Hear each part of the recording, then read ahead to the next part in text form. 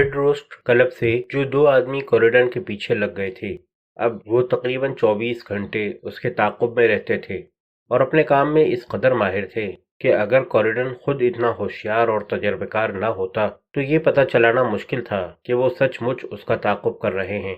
उनमें से एक छोटे कद का बोनस आदमी था जो अपने कदो खाल से जर्मन मालूम होता था।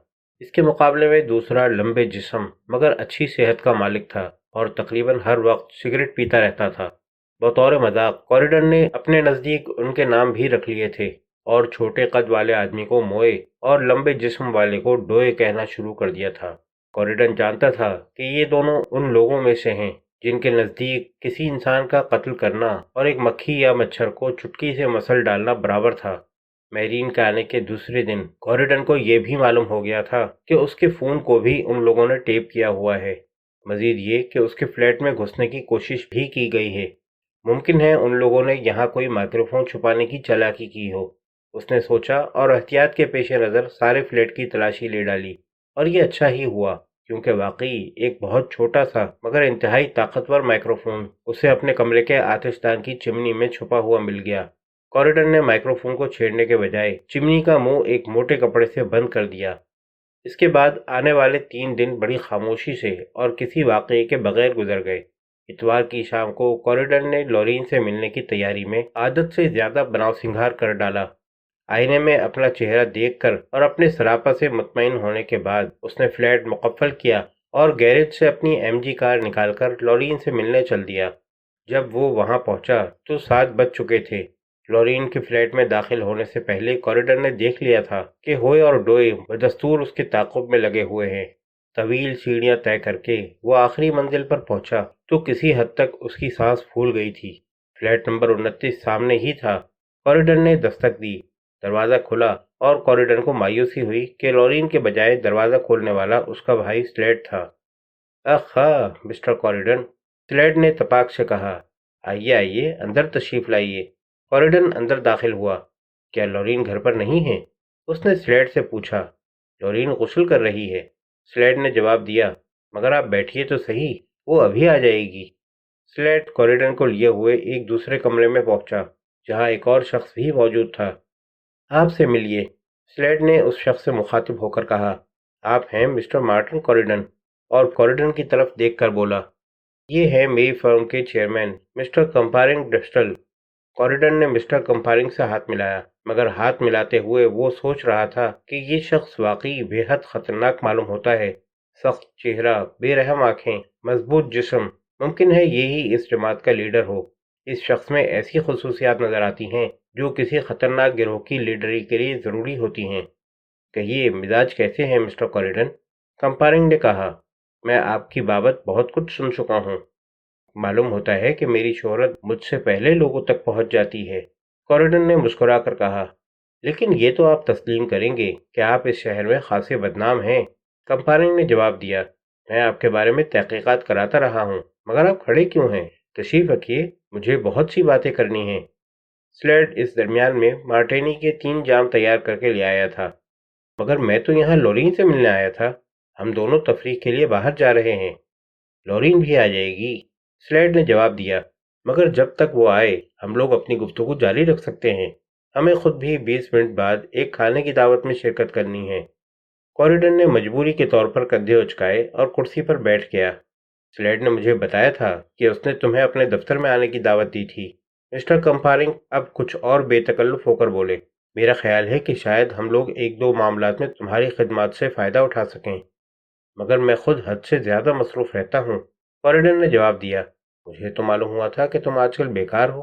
कंपारिंग ने सर्द लहजे में कहा, जी ये बेकारी नहीं, मैं कुछ दिन के लिए आराम कर रहा हूँ। लेकिन हवा खाकर तो कोई जिंदा नहीं रह सकता। मेरे पास एक काम है, सोच रहा हूँ कि शायद तुम उसे अंजाम दे सको। ये काम की नौयत और उसके मुआवजे पर मुनहसर है, कॉरिडन ने लापरवाही से कहा। इस काम में तुम्हारा बमुश्किल आधा घंटा सर्फ होगा, कंपारिंग ने जवाब दिया, और मैं तुम्हें 300 पाउंड तक दे सकता हूँ। काम क्या है? कॉरिडन ने सिगरेट सुलगाते हुए पूछा। दरअसल मैं अपने एक गाहक के लिए ये काम करवा रहा हूँ। मेरे बाज़ मखसूस गाहक अक्सर इस नौयत के काम मेरे सुपुर्द करते रहते हैं। ये शख्स जिसका काम मैं तुमसे कराना चाहता हूँ, एक औरत की वजह से कुछ परेशानी में फंस गया है। وہ عورت بعض خطوط کی بنیاد پر اسے بلیک میل کر رہی ہے۔ میں مانتا ہوں کہ وہ احمق تھا کہ اس نے ایک ایسی عورت سے محبت کی اور اسے عشقیہ خطوط لکھے، مگر جو کچھ ہونا تھا ہو چکا۔ وہ ایک پبلک لیڈر ہے، عوام میں اس کی بہت عزت و وقت ہے۔ اگر یہ اسکینڈل عوام کو معلوم ہو گیا تو اس کی سیاسی زندگی کا خاتمہ ہو جائے گا۔ تو پھر آپ کیا چاہتے ہیں؟ میں چاہتا ہوں کہ تم وہ خطوط اس عورت کے گھر سے چلا کر مجھے لا دو، کمپارنگ نے جواب دیا، اور کوریڈن نے سوچا کہ یہ معمولی سا کام تو کوئی بھی ہوئے یا ڈوئے انجام دے سکتا ہے، اس کے لیے مجھے پیشکش کیوں کی جا رہی ہے؟ اس نے بلند آواز سے کہا، دیکھو مسٹر کمپارنگ، میں تمہیں آج سے قبل بالکل نہیں جانتا تھا۔ میں پوری بے تکلفی سے یہ کہنا چاہتا ہوں کہ آخر مجھے اس بات کا یقین کس طرح آئے کہ تمہارا واقعی کوئی گاہک ہے؟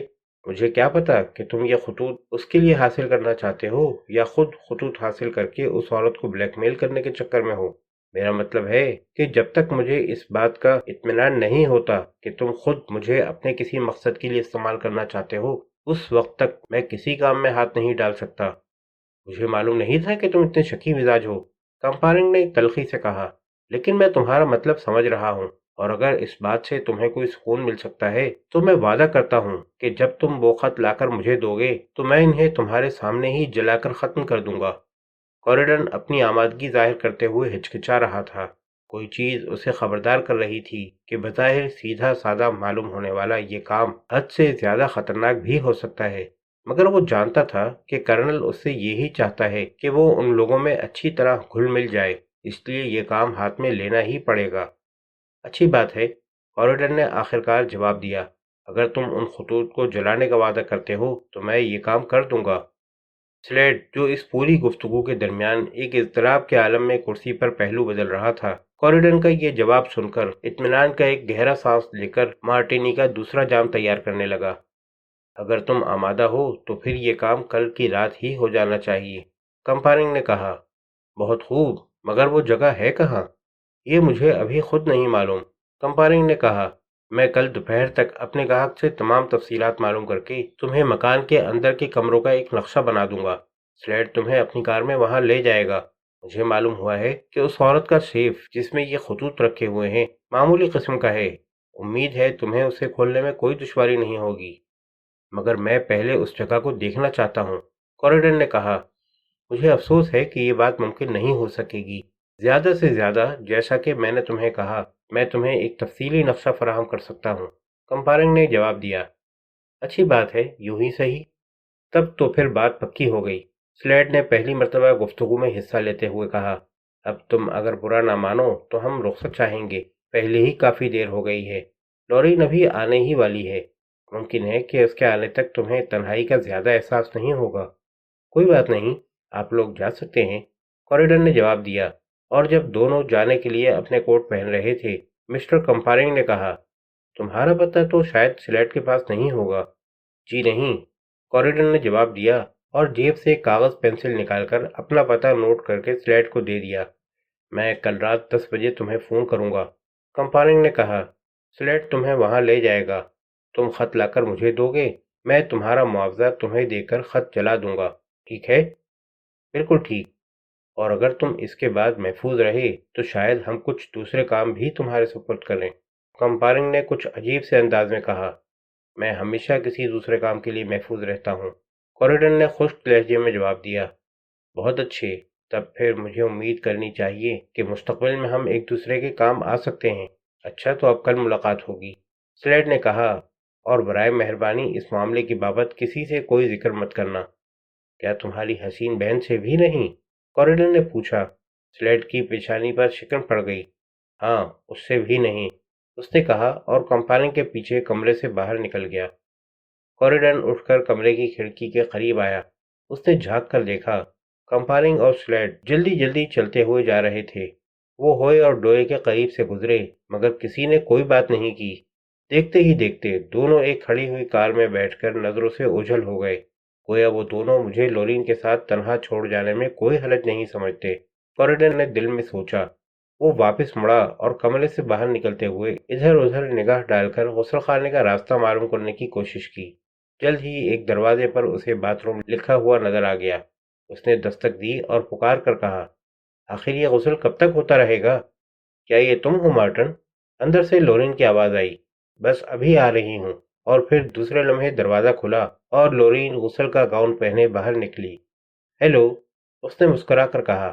کب آئے؟ مجھے تو پتہ ہی نہیں چلا۔ میں گزشتہ آدھے گھنٹے سے یہاں موجود ہوں، کوریڈن نے لورین کا ہاتھ پکڑتے ہوئے کہا۔ مجھے بتایا گیا تھا کہ تم غسل کر رہی ہو۔ میں واقعی نہا رہی تھی، لورین نے کہا اور ہاتھ چھڑانے کی کوشش کی، مگر کوریڈن نے اپنی گرفت اور مضبوط کر لی۔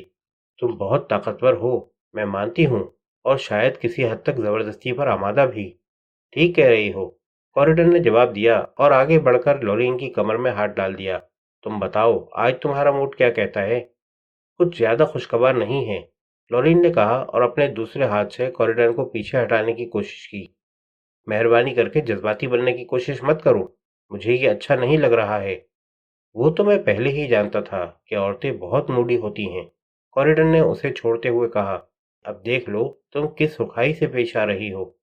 میں سمجھی نہیں کہ تم کیا کہنا چاہتے ہو، لورین نے جواب دیا۔ بہرحال تم کمرے میں جا کر بیٹھو، میں ابھی لباس تبدیل کر کے 10 منٹ میں آتی ہوں۔ مجھے تنہا بیٹھنا قطعی پسند نہیں ہے، تمہیں لباس تبدیل کرتے ہوئے دیکھنا اس سے کہیں زیادہ دلچسپ ہوگا۔ تم حد سے بڑھتے جا رہے ہو، لورین نے کہا، اس کی آواز میں تلخی تھی۔ میں کسی مرد کو اس بات کی اجازت نہیں دے سکتی۔ آج تم بہت چڑچڑی ہو رہی ہو، کوریڈن نے کہا۔ اگر تم میرے گھر آتی تو میرا رویہ اپنے مہمان کے ساتھ اتنا تلخ نہیں ہوتا۔ یہ کہہ کر وہ دوسرے کمرے میں چلا گیا۔ لورین بھی تھوڑی دیر میں لباس بدل کر آ گئی۔ تم مسٹر کمپارنگ کو کب سے جانتی ہو؟ میری ان سے واقفیت بہت معمولی ہے، وہ دراصل میرے بھائی کا دوست ہے۔ میں گھر سے یہ سوچ کر چلا تھا کہ تمہیں پائنیئر ہوٹل لے چلوں گا، مگر اب ارادہ بدل دیا ہے، کوریڈر نے کہا۔ پھر ہم لوگ کہاں چل رہے ہیں؟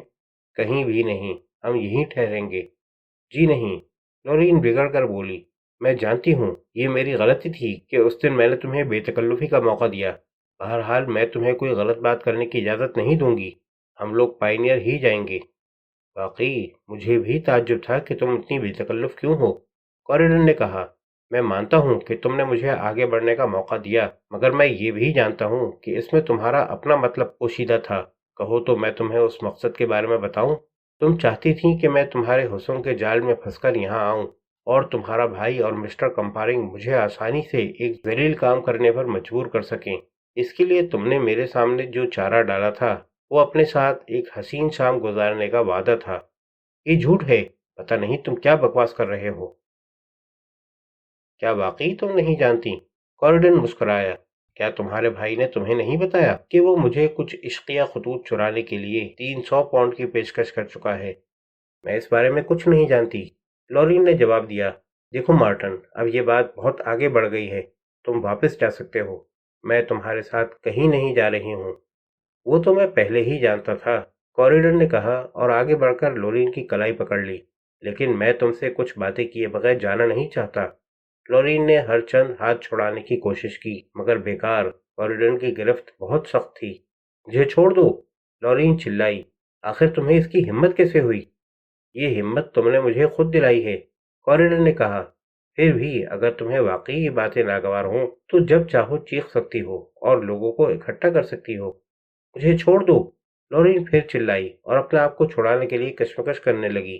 کوریڈن کی مضبوط گرفت کے سامنے اس کی ایک نہ چل سکی۔ تم کچھ نہیں کر سکو گی جان من، کوریڈن نے کہا۔ میں تم سے کہیں زیادہ طاقتور ہوں، تم مجھے تکلیف پہنچا رہے ہو، لورین منہ بسورتے ہوئے بولی۔ مجھے فوراً چھوڑ دو۔ ہرگز نہیں، یہ چیز شاید تمہیں آئندہ کے لیے کوئی سبق دے سکے، اور تم یہ بات یاد رکھو کہ میں ہمیشہ فریب کا بدلہ لے لیا کرتا ہوں۔ کوریڈن نے لورین کو بستر پر دھکیل دیا۔ وحشی درندے، مجھے چھوڑ دو، لورین تلملا کر بولی۔ اگر تم بعد نہیں آئے تو میں ابھی چیخ چیخ کر ساری دنیا کو اکٹھا کر لوں گی۔ ضرور چیخو، مجھے اس کی کوئی پرواہ نہیں ہے، کوریڈن نے اس پر جھکتے ہوئے کہا۔ اور جب کچھ دیر کے بعد وہ پیچھے ہٹا تو اس نے سرگوشی کے انداز میں کہا، تم چیختی کیوں نہیں؟ اوہ، بکواس مت کرو، لورین نے جواب دیا اور اس کے دونوں ہاتھ کوریڈن کی گردن میں حمائل ہو گئے۔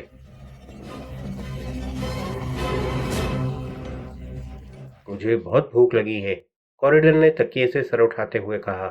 کمرے میں بہت دھندلی روشنی ہو رہی تھی۔ بڑی اچھی بات ہے، لورین نے کروٹ بدلتے ہوئے کہا۔ تمہاری سزا یہی ہے، بہتر ہوتا کہ پروگرام کے مطابق پائنیئر چلے جاتے۔ ٹھیک کہتی ہو، اور اگر تم شرافت سے پیش آتی تو واقعی میں تمہیں وہیں لے چلتا، لیکن تمہاری چالاکی اور بناوٹی طرز عمل سے مجھے غصہ آ گیا۔ تم بالکل جانور ہو، لورین نے اٹھتے ہوئے کہا، مگر مجھے تمہارے لیے کچھ کھانا لانا ہی پڑے گا، ورنہ پھر تم دوبارہ نہیں آؤ گے۔ کچھ دیر بعد جب لورین ایک ٹرے میں ناشتے کا سامان لے کر واپس آئی تو کوریڈن کپڑے پہن کر تیار ہو چکا تھا۔ شاباش، اس نے ٹرے پر جھپٹتے ہوئے کہا اور کھانے پر پل پڑا۔ تم واقعی جانور ہو، لورین بولی۔ میں کسی سے محبت کرتے ہوئے ہمیشہ خوف کھاتی رہی ہوں، مگر اب ایسا معلوم ہوتا ہے کہ میں تم سے محبت کرنے لگی ہوں۔ تو اس میں برائی کیا ہے؟ کوریڈن نے منہ چلاتے ہوئے پوچھا۔ صرف یہ کہ تم جیسے انسان سے محبت کر کے کوئی لڑکی خوش نہیں رہ سکتی۔ تمہاری فطرت تمہیں کسی ایک کو اپنے گھر میں بسانے پر کبھی آمادہ نہیں کر سکتی۔ تم عورتوں کے ساتھ مصیبت یہی ہے، کوریڈن نے کہا، جہاں کوئی رومان ہوا اور تم نے شادی کے بارے میں سوچنا شروع کر دیا۔ ڈارلنگ، یہ دنیا ہے، یہاں کوئی چیز مستقل نہیں ہوتی۔ ممکن ہے ایک ہفتے کے اندر ہی تمہیں کوئی دوسرا ایسا مرد مل جائے جس میں تم مجھ سے زیادہ جاذبیت محسوس کرو۔ سچ کہتے ہو، مگر ساری عورتیں اس انداز میں نہیں سوچ سکتی۔ چلو خیر، چھوڑو اس ذکر کو، غلطی میری ہے، اب جو کچھ بھی ہوگا میں ہی بھگتوں گی۔ اچھا تم یہ بتاؤ، کیا مسٹر کمپارنگ پر اعتماد کیا جا سکتا ہے؟ کوریڈر نے پوچھا۔ میں کچھ نہیں جانتی، لورین بولی، مگر میں اس سے نفرت کرتی ہوں۔ وہ درندہ ہے، کاش سلیڈ اس کے لیے کام نہ کر رہا ہوتا۔ کوریڈن دل ہی دل میں ہنسا۔ لورین جب غسل خانے میں تھی تو کوریڈن نے اس کے کپڑوں کی تلاشی دی تھی اور ایک جیب میں اسے خوشبو میں بسا ہوا ایسا رومال مل گیا تھا جس پر مسٹر کمپارنگ کے نام کے حروف کشیدہ کیے ہوئے تھے۔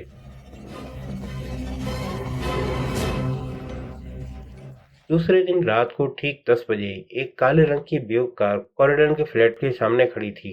کوریڈن اتر کر نیچے پہنچا۔ ہر چیز تیار ہے، سلیٹ نے کوریڈن کے لیے کار کا دروازہ کھولتے ہوئے کہا۔ مکان کا اندرونی نقشہ یہ رہا، تم اسے دیکھ کر تمام ضروری باتیں ذہن نشین کر لو۔ تمہیں اس نقشے کی صحت کا یقین ہے؟ بالکل، سلیٹ نے جواب دیا، تمہیں کوئی دشواری پیش نہیں آئے گی۔ مکان سب سے نچلی منزل پر ہے۔ گھر کے ملازم 9 بجے کام ختم کر کے چلے جاتے ہیں۔ سیف بیڈ روم میں الماری کے پاس رکھا ہوا ہے۔ جو خطوط تمہیں حاصل کرنے ہیں وہ اس سیف کے سب سے اوپر والے خانے میں رکھے ہوں گے۔ اور اگر فرض کرو خطوط وہاں نہیں ہوئے تو؟ کوریڈن نے اعتراض کیا۔ نہیں، وہیں ہونے چاہیے، وہ ضرور تمہیں اس جگہ ملیں گے، سلیڈ نے پرزور لہجے میں جواب دیا۔ لیکن اس بات کا ہمیشہ امکان رہتا ہے، عورتیں عموماً اپنی چیزیں چھپانے کی جگہ بدلتی رہتی ہیں۔ مجھے پوری امید ہے کہ خط سیف میں ہوں گے، سلیڈ نے کہا، لیکن جیسا کہ تم کہتے ہو اگر وہ وہاں نہ ملیں تو تمہیں پورے گھر میں ان کو تلاش کرنا پڑے گا۔ ہم نے اپنے گاہک سے ہر قیمت پر ان خطوط کی واپسی کا وعدہ کیا ہے، پھر گھر بالکل اکیلا ہوگا۔ تمہیں اپنی تلاش کے لیے کافی وقت ملے گا۔ وہ عورت ایک دعوت میں گئی ہے اور رات 2 بجے سے پہلے واپس نہیں آئے گی۔ ہم نے ہر طرح کی احتیاطی تدابیر اختیار کر لی ہیں۔ ہمارے آدمی اس عورت کی نگرانی کر رہے ہیں۔ اگر وہ جلدی واپس لوٹی تو تمہیں آگاہ کر دیا جائے گا۔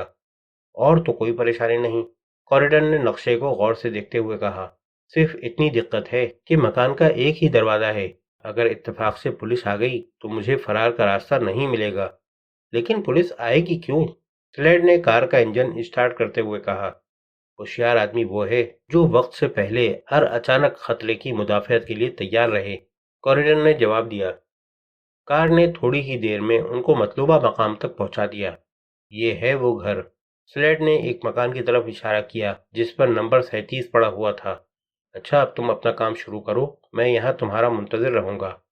اچھی بات ہے، کوریڈن نے کہا۔ خط اگر سیف میں رکھے ہیں تو مجھے واپسی میں 10 منٹ سے زیادہ نہیں لگیں گے۔ کار کا انجن اسٹارٹ رکھنا۔ بہت اچھا، سلیڈ نے جواب دیا۔